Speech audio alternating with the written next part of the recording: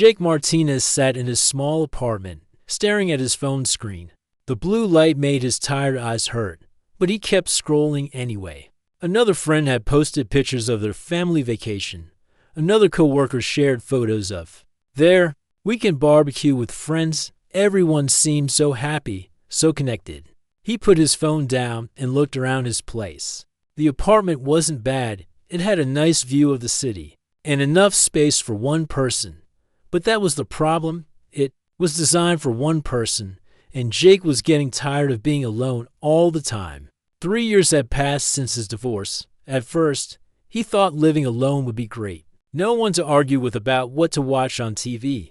No one complaining about his late-night gaming sessions. No one telling him to clean up his mess. But now, at 34, Jake realized that silence wasn't as golden as people said it was. His daily routine had become predictable and boring. Wake up, shower, grab coffee, go to work, come home, heat up dinner, watch something on Netflix, go to bed, repeat. The weekends weren't much better. He'd sleep in, maybe go grocery shopping, and spend the rest of the time playing video games or watching movies by himself. Jake worked as a software developer for a tech company downtown. He was good at his job and made decent money, but the work didn't excite him anymore. His coworkers were nice enough, but most of them had families to go home to. They'd chat about their kids' soccer games or their weekend plans with their spouses. Jake would just nod and smile, then go back to his empty apartment. The loneliness was getting worse. Some nights, Jake would find himself talking to his reflection in the bathroom mirror just to hear a voice. He tried dating apps, but the endless swiping and awkward first dates felt like job interviews. He tried joining clubs and hobby groups, but making real friends as an adult was harder than he'd expected. That Friday evening was particularly rough. Jake had finished a big project at work, the kind that usually made him feel accomplished, but there was no one to share the good news with. His ex-wife used to be the first person he'd call with news like this. Now, calling her would just be weird. He ordered pizza for dinner and sat on his couch, eating straight from the box while watching an old comedy movie. The main character was surrounded by friends and family, laughing and enjoying life. Jake felt a pang of jealousy. When did his life become so empty after finishing the pizza? Jake grabbed his laptop and started browsing the internet. He wasn't looking for anything specific, just trying to fill the quiet evening hours. He found himself reading articles about pet ownership. Maybe a dog would help. Dogs were loyal, friendly, and would give him someone to talk to. But his apartment building had strict rules about pets, and Jake worked long hours. It wouldn't be fair to leave a dog alone all day. Then he saw an ad that caught his attention. Feeling lonely? Try our biosynthetic companions. The website looked modern and professional. It talked about new technology that created perfect companions for busy people. These weren't regular pets. They were described as intelligent, low maintenance, and ideal for apartment living. Jake clicked through the website, reading testimonials from happy customers. One person wrote, "I was skeptical at first, but my companion has completely changed my life. I'm never lonely anymore." Another said, "Best purchase I ever made. My companion understands me better than most humans do." The more Jake read, the more interested he became. The website explained that these companions were created using advanced science. To be the perfect mix of pet and friend, they were smart, enough to hold conversations, loyal enough to always be there, and clean enough for apartment living. The company was called Cosmic Companions, and they specialized in what they called exotic species. The photos on the website were a bit blurry, but Jake could see colorful, fuzzy creatures that looked friendly and intelligent. They had big eyes and soft-looking fur in shades of blue, purple, and silver. Jake spent over an hour reading about different types of companions. There were stellar cats that supposedly glowed in the dark, nebula birds that could mimic human speech perfectly, and Zephyrian companions that were described as the most intelligent and human-like of all the options. The Zephyrian companion section had the most interesting description. It said these creatures were surprisingly human-like in behavior and capable of deep emotional connections. They were described as loyal, intelligent, and able to adapt to their owner's lifestyle and personality. The price was high, $2. $500, but Jake had been saving money for months with nothing to spend it on. He thought about all the money he'd wasted on failed dates and hobby equipment he'd used once. At least this would be a companion that would actually stick around. Jake looked at the reviews one more time. They were all positive, though some were a bit strange. One customer wrote, "Definitely not what I expected, but exactly what I needed." Another said, "Changed my entire perspective on life. Couldn't be happier with the surprise." The website promised quick delivery and a satisfaction guarantee. They offered weekend delivery for an extra fee, which was perfect since Jake didn't want to deal with deliveries at work. As Jake sat there in his quiet apartment, listening to the distant sounds of the city and the hum of his refrigerator, he made a decision. He was tired of being alone. He was tired of coming home to silence. He was tired of having no one to share his day with. He clicked on the Zephyrian Companion option and started filling out the order form. The website asked detailed questions about his lifestyle, his living space, and what he was looking for in a companion. Jake answered honestly. He wanted someone to talk to, someone who would be happy to see him come home, someone who would make his apartment feel less empty. The checkout process was smooth, and Jake selected weekend delivery. As he clicked the final submit order button, he felt a mixture of excitement and nervousness. He'd never owned a pet before, let alone some kind of advanced biosynthetic companion. But anything was better than spending another weekend alone. After completing the order, Jake received a confirmation email with tracking information. The companion would arrive Saturday morning. Jake spent the rest of the evening researching how to prepare for his new friend's arrival. He cleaned his apartment, bought some basic supplies, and even moved some furniture around to create a more welcoming space. That night, Jake went to bed feeling hopeful for the first time in months. Tomorrow would be different. Tomorrow, he wouldn't be alone anymore. He had no idea just how right he was about that, or how wrong he was about everything else. Jake woke up Saturday morning feeling more excited than he had in months. He barely slept, tossing and turning as he thought about meeting his new companion. He got up early, showered, and spent extra time cleaning his apartment. He wanted everything to be perfect for the arrival. He checked his phone constantly, refreshing the tracking page every few minutes. The delivery was scheduled for sometime between 9 a.m. and 1 p.m. Jake made himself breakfast but could barely eat. His stomach was full of butterflies, the same feeling he used to get on Christmas morning as a kid. At 10:30 a.m., Jake heard footsteps in the hallway outside his apartment. He rushed to the window and saw a plain white van parked outside his building. This was it. His new life was about to begin. The knock on his door was soft, almost hesitant. Jake took a deep breath and opened it. Standing in the hallway was a delivery man wearing a basic gray uniform with no company logo. The man looked nervous, constantly glancing around as if he was worried about something. "Delivery for Jake Martinez?" the man asked, checking a handheld device. "That's me," Jake said, trying to contain his excitement.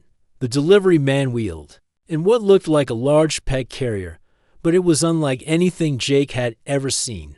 It was about the size of a washing machine, made of some kind of dark metal that seemed to shimmer in the light. The whole thing hummed quietly, like it had a small engine running inside. "This is some pretty advanced stuff," the delivery man said, wiping sweat from his forehead.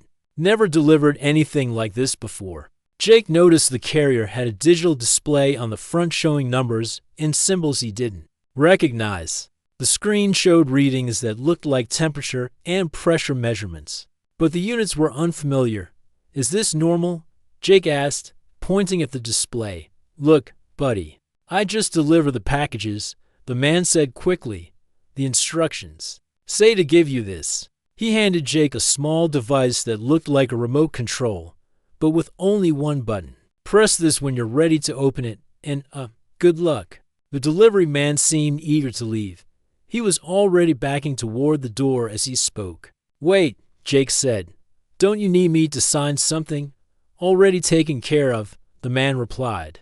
Just be patient with the adaptation period, okay? These things take time to adjust to new environments. Before Jake could ask what he meant, the delivery man was gone, practically jogging down the hallway.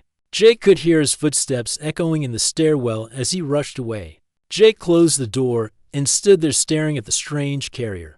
The humming sound was oddly soothing, almost like a lullaby.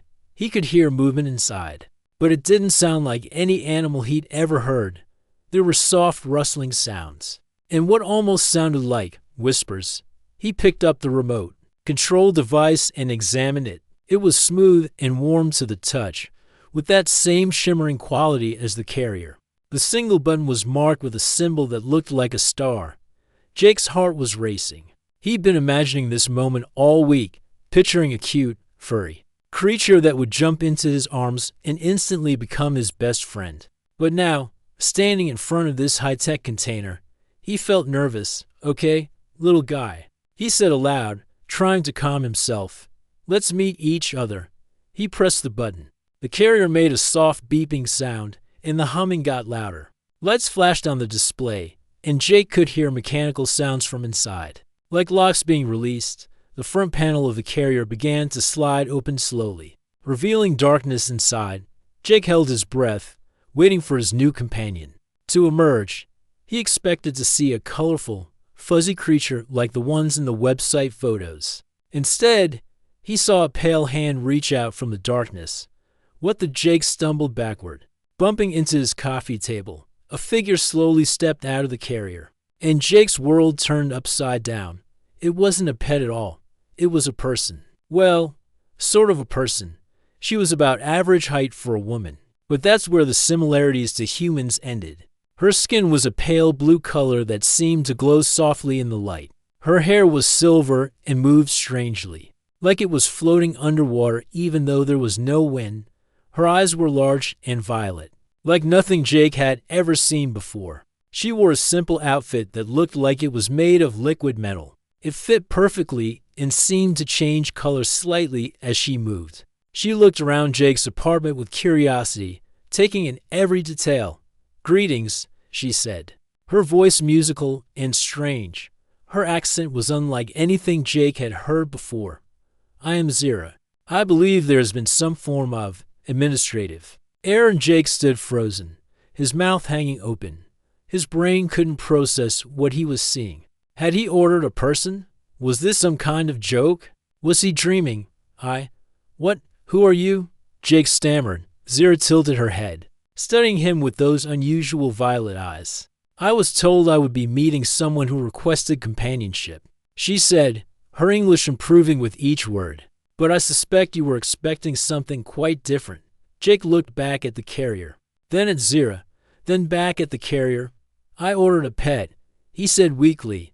"A Zephyrian companion. It was supposed to be like a smart animal." Zira's expression changed to something that might have been amusement. I see the confusion. I am indeed a Zephyrian companion, but perhaps the website was not entirely clear about what that means. You're not an animal," Jake said, stating the obvious. "No, I'm not," Zira agreed. "I am what you might call a person, though not from your world." Jake felt dizzy. He sat down heavily on his couch, trying to make sense of what was happening. "Not from my world. What does that mean?"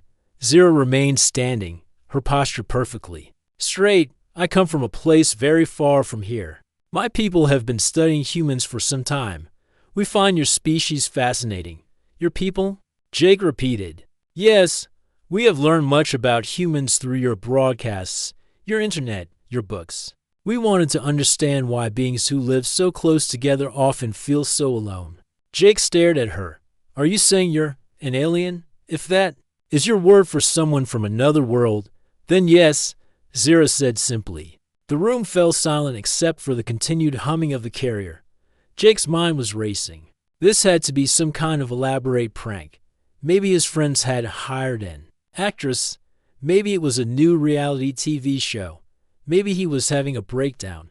But looking at Zira, seeing the way her skin seemed to shimmer, the way her hair moved, the depth of those violet eyes, Jake knew this was real. Whatever was happening, it was really happening.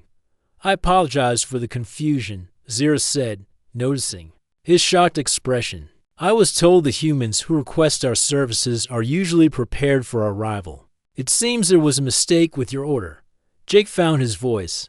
What kind of mistake? The kind where you thought you were getting a pet. And I thought I was meeting someone who knew I was coming, Zero replied. The agency that handles these arrangements is usually very careful about such things. Agency? Jake asked. Yes. The organization that connects my people with humans who need companionship. We have been doing this for many years, but always very secretly. Jake looked around his apartment as if seeing it for the first time. Everything looked the same. But everything had changed. An alien was standing in his living room, talking to him like this was the most normal thing in the world. What happens now? Jake asked. Zero considered the question. Well, you can contact the agency and request a return. They will arrange for my transportation back to the processing center. Or, she paused, looking around his apartment again. We could try to make this work, I admit. I am curious about living with someone who was not expecting me. Jake stared at this strange, beautiful being, who had just turned his quiet Saturday morning into the most bizarre day of his life. Part of him wanted to call the agency immediately and fix this mistake. But another part of him, the part that had been so lonely for so long, was intrigued. You want to stay here? With me? Jake asked. If you would have me, Zero said. I came here to learn about humans.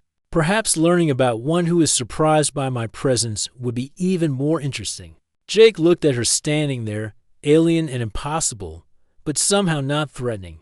She seemed genuinely curious about him, more interested in his reaction than worried about the mix-up. Maybe, Jake heard himself say, we could try it for a week, see how it goes. For the first time since emerging from the carrier, Zero smiled. It was a beautiful smile, warm and genuine, despite coming from someone who wasn't quite human. I would like that very much, she said. After agreeing to try living together for a week, Jake realized he had no idea what to do next. He'd never hosted anyone before, let alone someone from another planet. Should he offer her food? A place to sit? Should he pretend this was normal? Or admit he was completely lost? Would you like to sit down? Jake asked, gesturing toward his couch. It seemed like the polite thing to do.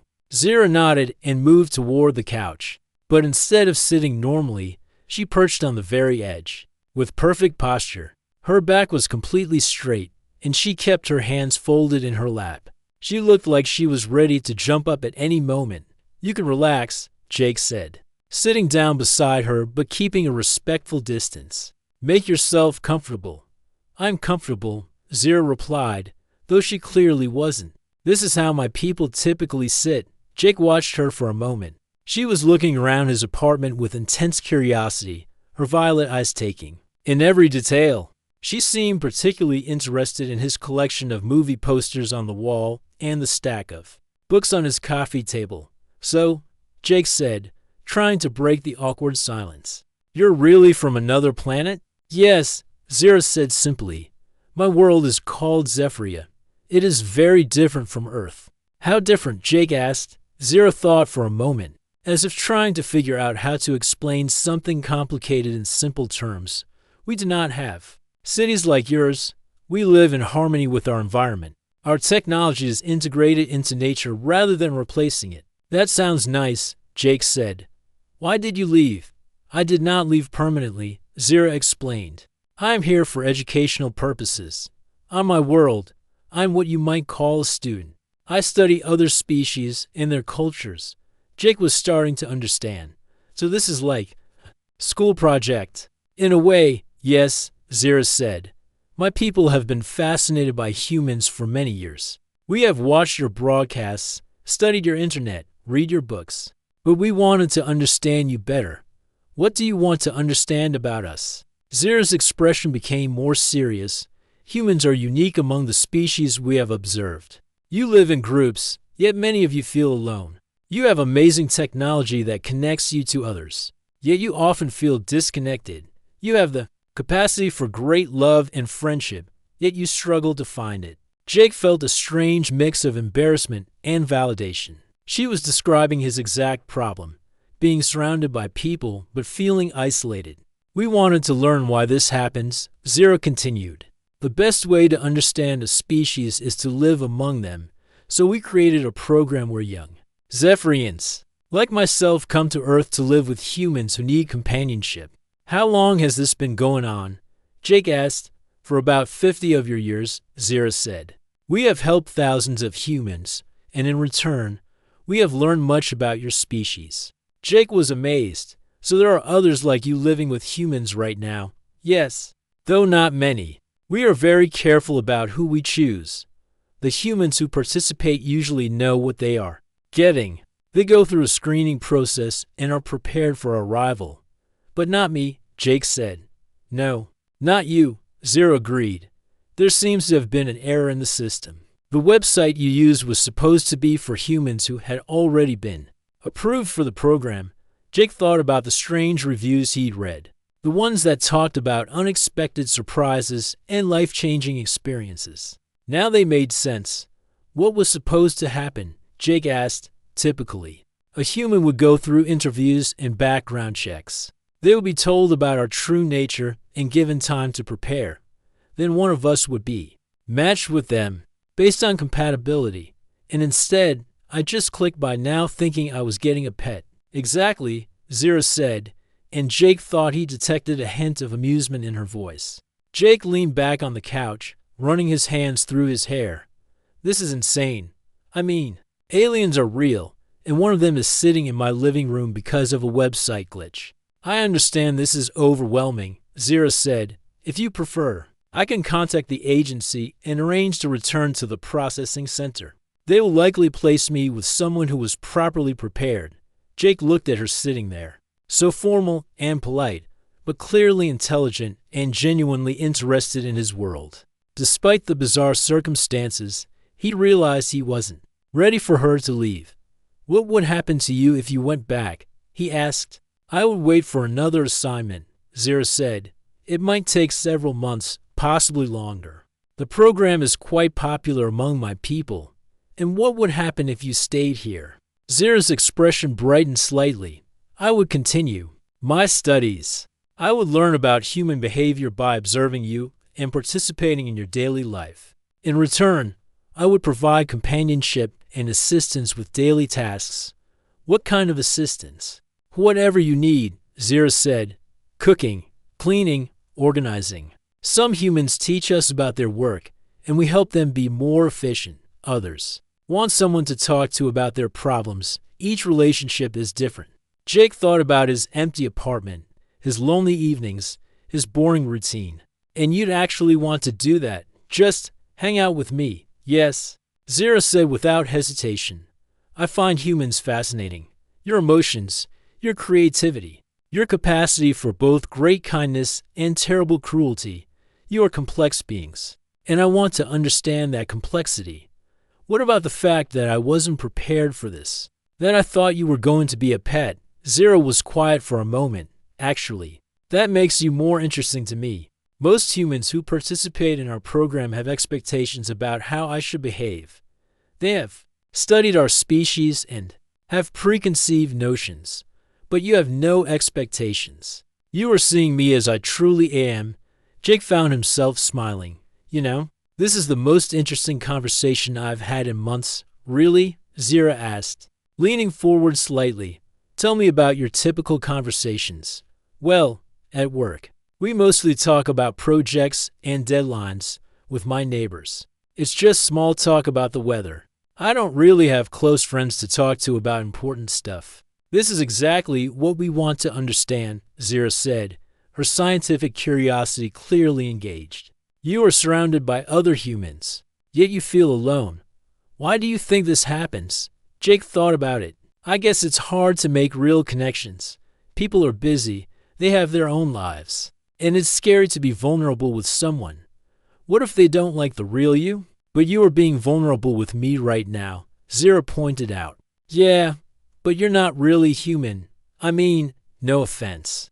But you're not going to judge me the same way another person would. Interesting, Zero said. So you feel safer opening up to someone who is different from you? I guess so, Jake said. Plus, You're stuck here for a week anyway, right? Might as well be honest. Zira smiled, and Jake noticed how her whole face lit up when she did. I am very glad there was a mistake with your order. You know what? Jake said. I think I am too. They sat in comfortable silence for a moment. Jake was still processing everything, but somehow having Zira there made his apartment feel different. Less empty, more alive. So what happens now? Jake asked. I mean, for the next week? We learn about each other, Zira said. You teach me about human life, and I will share what I can about my world. We will see if this arrangement works for both of us, and after the week, we will decide together, Zira said.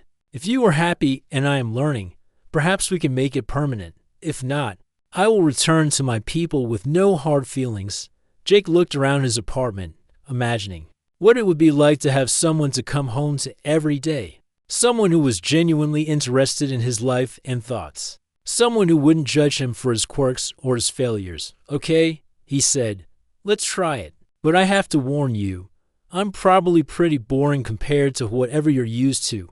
I doubt that very much, Zira said. Every human has a story. Worth learning. I am excited to learn yours. As Jake looked at this remarkable being who had literally fallen into his life, he realized that maybe the best things came from the most unexpected places. He had ordered a pet and gotten an alien. He had wanted simple companionship and found something much more complex and interesting. For the first time in years, Jake was genuinely excited about what tomorrow might bring. The first morning Jake woke up with Zira in his apartment was strange. He'd almost forgotten she was there until he stumbled out of his bedroom and found her standing by the window, watching the sunrise. She hadn't moved from that spot for who knows how long, just standing perfectly still with her hands behind her back. Good morning, Jake said, his voice still rough from sleep. Good morning, Jake, Zira replied, turning to face him. I hope I did not disturb your rest. I was observing your son. It is quite different from ours. Jake rubbed his eyes and shuffled toward the kitchen. Different how? Ours has a blue tint. Your son produces warmer colors. It is beautiful. Jake started making coffee, going through his usual morning routine. Do you want some coffee? He asked, then immediately felt stupid. Actually, do you even drink coffee? Do you eat human food? I can consume some of your foods, though I do not require as much sustenance as humans, Zira said. I would like to try coffee. I have read about it in your cultural studies. Jake poured 2 cups and handed one to Zira. She held it carefully, studying the dark liquid before taking a small sip. Her expression changed immediately, and she made a face that Jake could only describe as disgusted. That is a very bitter, she said, trying to be polite. Jake laughed. Most people add sugar or cream. Here, try this. He doctored her coffee with milk and sugar, then watched as she tried it again. This time her reaction was much better. This is more pleasant, she said. I can understand why humans enjoy this ritual. As the days went by, Jake discovered that living with Zira was like having a very curious, very polite house guest who asked endless questions about everything. She wanted to know why humans brushed their teeth, why they wore different clothes every day, why they kept food in a cold box, and why they watched moving pictures on a screen for entertainment. Why do you heat your food before eating it? Zira asked one evening as Jake microwaved leftover pizza. It tastes better hot, Jake explained. Plus, heating kills bacteria that might make us sick. But you ate that cold sandwich for lunch yesterday, Zira pointed out. Well, yeah, some foods are meant to be eaten cold. How do you know which is which? Jake paused, realizing he never really thought about it. I guess we just learn it growing up. It's part of our culture. These kinds of conversations happen constantly. Zira's questions made Jake see his own life in a completely new way. Why did he sleep for 8 hours straight instead of taking naps throughout the day? Why did he live alone in a box when humans were social creatures? Why did he work for 40 hours a week doing something that didn't make him happy? Jake found himself looking forward to these discussions. Zira listened to everything he said with genuine interest, never judging him or making him feel stupid for his choices. She just wanted to understand. In return, Jake learned about Zira's world. She told him about cities that grew like trees, with buildings that were actually living organisms. She described technology that worked with nature instead of against it, and a society where everyone contributed their unique talents for the good of the whole. "Do you miss it?" Jake asked one night as they sat on his couch watching a nature documentary. "Sometimes," Zira admitted, "but I am learning so much here. Your species is endlessly fascinating, even though we're kind of messed up, especially." Because of that, Zira said with a smile, perfect beings would be boring to study. Living with Zira wasn't without its challenges, though. She had some very alien habits that took getting used to. For one thing, she barely seemed to sleep. Jake would go to bed at 11 and wake up at 7 to find her in the exact same spot, where he left her, looking like she hadn't moved at all. "Don't you need rest?" Jake asked after noticing this pattern. "I do rest, but not the way humans do," Zira explained. "I enter a meditative state for about 2 of your hours each night. It refreshes me completely." Her eating habits were also unusual. She mostly sustained herself by standing in sunlight for a few hours each day. Though she did enjoy tasting human food, Jake found her one morning standing on his balcony with her arms outstretched, absorbing the morning sun. "Like a plant?" Jake asked. "In a way, yes," Zira said. "My people evolved to process energy directly from our sun. Food is more for pleasure than necessity." The biggest challenge was keeping Zira's existence secret. Jake had to come up with creative excuses when friends wanted to visit or when the building maintenance crew needed to check his apartment. They developed a system where Zira would hide in the bedroom whenever someone came to the door. This led to some close calls. One afternoon, Jake's neighbor knocked to complain about strange humming sounds coming from his apartment. Jake realized it was the carrier, which was still sitting in his living room, quietly maintaining whatever atmosphere Zira needed. "Just my new air purifier," Jake lied. "It's one of those high-tech models." Another time, the building manager saw Jake carrying two coffee cups upstairs and asked if he had a girlfriend now. "Just a friend visiting," Jake said quickly, his heart pounding. But it wasn't all stress and secrecy. Having Zira around made Jake's life infinitely more interesting. She helped him see movies and books from completely new perspectives. They'd watch a romantic comedy together, and Zira would point out things about human mating rituals that Jake had never considered. "Why does the male character pursue the female even after she says no?" Zira asked during one movie. "Well, it's supposed to be romantic. He's being persistent." But she clearly stated her lack of interest. "In my culture, this would be considered disrespectful." Jake paused the movie and thought about it. "You know what? You're right. That is kind of messed up when you think about it." Zira also helped Jake with practical things around his apartment. She was incredibly organized and seemed to have an intuitive understanding of how to make spaces more efficient. Within a week, his apartment was cleaner and more functional than it had ever been. More importantly, Zira seemed genuinely interested in Jake's work. She would ask him about his programming projects and offer suggestions that were surprisingly helpful. Her alien perspective allowed her to see solutions that Jake's human brain missed. "Why do you write the code this way?" she asked one evening, looking over his shoulder at his laptop. "Because that's how I learned to do it," Jake said. "But would it not be more efficient to structure it differently?" Jake looked at his code with fresh eyes and realized she was right. Her suggestion cut his program size in half while making it run faster. "How did you see that?" Jake asked, amazed. "I approach problems differently than you do," Zira said. "My mind works in patterns that your education system does not teach." As the days passed, Jake noticed changes in himself. He was sleeping better, eating more regularly, and actually looking forward to coming home from work. His coworkers commented that he seemed happier and more creative. His boss even complimented him on his recent projects. But the biggest change was that Jake wasn't lonely anymore. For the first time in years, he had someone to share his thoughts with, someone who was genuinely interested in his day, someone who made his apartment feel like a home instead of just a place to sleep. Zira was changing too. She was becoming more relaxed, more natural in her movements, and speech. She laughed at Jake's jokes, even the bad ones. She had developed preferences for certain foods and TV shows. She was becoming less like a curious scientist and more like a friend. One evening, as they sat together watching the sunset from Jake's balcony, Zira said something that surprised him.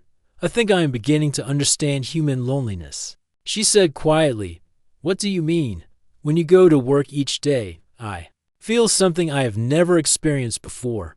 An emptiness, a longing for your return. I believe this is what you call missing someone." Jake looked at her, realizing that she had become just as attached to the arrangement as he had. "Is that a problem for your research?" Jake asked. "Perhaps," Zira said. "But I think it might also be the most important thing I could learn about being human." As Jake's original one-week trial period came to an end, neither of them mentioned it. They had fallen into a comfortable routine, and both seemed reluctant to disrupt it. Jake knew that eventually they would have to make a decision about the future, but for now, he was content to take each day as it came. For the first time in years, Jake's life felt full. 3 weeks had passed since Zira arrived, and Jake couldn't imagine his life without her anymore. Their daily routine had become natural and comfortable. Jake would wake up to find fresh coffee waiting for him, made exactly the way he liked it. Zira would share interesting observations from her morning sun absorption session, and Jake would tell her about his plans for the day. But both of them knew they were living in a temporary bubble. Zira's original assignment was supposed to last only a few months, and technically, Jake wasn't even supposed to be part of the program. Sooner or later, they would have to face reality. That reality came crashing down on a Thursday afternoon, in the form of an unexpected knock on Jake's door. He was working from home that day, sitting at his kitchen table with his laptop while Zira read one of his books on the couch. When the knock came, Zira immediately moved toward the bedroom, but Jake held up his hand. "Wait," he whispered. "I'm not expecting anyone." The knocking came again, more insistent this time. Through the peephole, Jake saw a woman with short brown hair wearing a professional-looking jacket. She didn't look like a delivery person or a neighbor. "Jake Martinez?" The woman called through the door. "My name is Linda Chen. I'm with Cosmic Companions Customer Service. We need to talk." Jake's heart sank. He looked at Zira, who had gone pale, her violet eyes wide with worry. "What do I do?" Jake whispered. "Answer it," Zira said quietly. "They have found us anyway." Jake opened the door, trying to look confused and innocent. "Can I help you?" Linda Chen stepped into his apartment without waiting for an invitation, her eyes immediately scanning the room. She was clearly looking for something specific. "Mr. Martinez, we've been monitoring unusual activity related to your recent order," she said in a businesslike tone. "Our records show that there was a significant error in your delivery." "Error?" Jake asked, playing dumb. "I got exactly what I ordered, a pet." Linda's eyes landed on the carrier, which was still sitting in the corner of Jake's living room, still humming quietly. "That is not a pet carrier, Mr. Martinez. That is a life support system for one of our off-world companions." Zira stepped out from behind the kitchen counter, her chin raised proudly. "There is no need to pretend anymore." Linda's expression softened slightly when she saw Zira. "Unit ZR4471, she said formally. "You were reported missing from the processing center 3 weeks ago." "I am not missing," Zira replied calmly. "I am exactly where I am supposed to be." "You are assigned to a human who was not cleared for the program," Linda said. "This is a serious violation of protocol." Jake stepped between them. "Look, I don't understand all this protocol stuff, but Zira is happy here. I'm happy here." "What's the problem?" Linda sighed and sat down uninvited on Jake's couch. "Mr. Martinez, the problem is that our program exists in secret. We have spent decades building relationships with carefully selected humans who understand the importance of discretion. You stumbled into this by accident." "So," Jake said, "I haven't told anyone. I'm not going to post about it on social media." "How can we be sure of that?" Linda asked. "You underwent no background checks, no psychological evaluation, no training on how to interact with non-human entities. I don't need training to treat someone with respect." Jake said, getting angry. Zira isn't some experiment. She's my friend. Linda looked surprised. Your friend, yes? Zira said, stepping closer to Jake. We have formed a genuine connection. I have learned more about human nature in these 3 weeks than I did in months of theoretical study. That's exactly the problem, Linda said. You're supposed to maintain scientific objectivity. You're not supposed to form emotional attachments. Why not? Jake demanded. Because it makes your research messy, because it's harder to control? Linda was quiet for a moment. Studying both of them, you really care about each other, she said, and it wasn't a question. Yes, Jake and Zira said at the same time. Linda pulled out a tablet and started typing notes. This is highly irregular. I'm going to have to make some calls. What does that mean? Jake asked. It means I need to speak with my supervisors about how to handle this situation, Linda explained. In the meantime, 0447, one needs to come with me for debriefing. No, Jake said immediately. Her name is Zira, and she's not going anywhere, Jake. Zira said softly, putting her hand on his arm. Perhaps it would be better if I go with her. I do not want you to get in trouble because of me. I don't care about getting in trouble, Jake said. You belong here if you want to be here. Linda watched this exchange with growing interest. 0471. Are you saying you want to stay with this human? Yes? Zira said without hesitation. I have found purpose here. I am learning things that cannot be studied from a distance. And you, Mr. Martinez? Are you willing to accept the responsibilities that come with hosting an off-world companion? What responsibilities? Jake asked. Complete secrecy, for one. Regular check-ins with our agency, allowing us to monitor the situation to ensure both your safety and hers. Jake thought about it. Having people watch him wasn't ideal, but losing Zira would be worse. Much worse. Fine, he said. Whatever it takes. Linda made more notes on her tablet. I'll need to contact my supervisors, but I think we might be able to work something out. Your situation is unprecedented, but the emotional development on both sides could be valuable for our research. We're not research subjects, Jake said firmly. No, but you could help us understand something we've been missing, Linda said. Most of our placements are clinical, controlled, but what you to have developed naturally might teach us more about human-alien relations. Then years of formal study, Zira and Jake looked at each other. They had found something special together, something neither of them had expected. If sharing their experience could help others find the same kind of connection, maybe it was worth it. What would that involve? Zira asked. Periodic interviews, some observational visits, documentation of your daily interactions, Linda explained. But you would be allowed to continue living together if that's what you both want. It is what we want, Jake said, looking at Zira for confirmation. She nodded. Linda stood up and headed for the door. I'll be in touch within a few days. Until then, please don't go anywhere or contact anyone about this situation. After she left, Jake and Zira sat together on the couch in silence for a while. Are you sure about this? Zira asked finally. Your life will never be completely normal again. Jake laughed. My life hasn't been normal since the day you arrived. And it's been better than normal. It's been extraordinary. Mine too, Zira said softly. I came here to study human loneliness, but instead I learned about human connection. I learned what it means to have someone care about your happiness. So we're really doing this.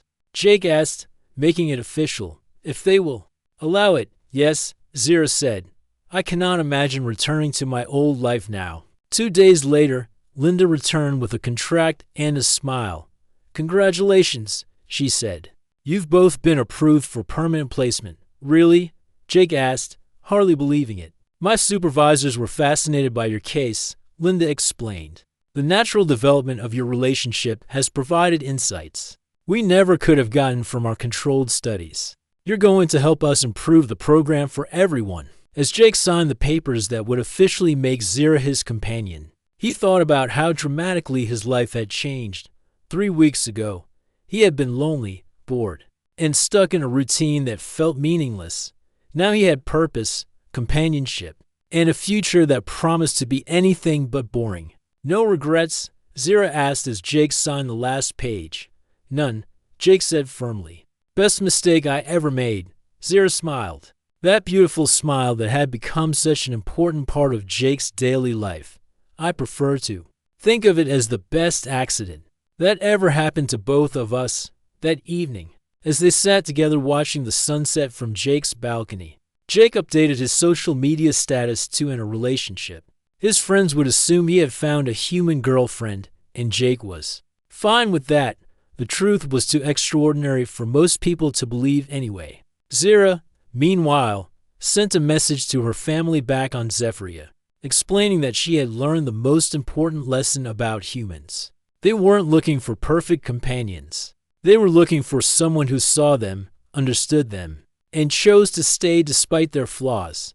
As the sun set over the city, Jake realized that sometimes the best things in life came from the most unexpected places. He had ordered a pet and found a best friend.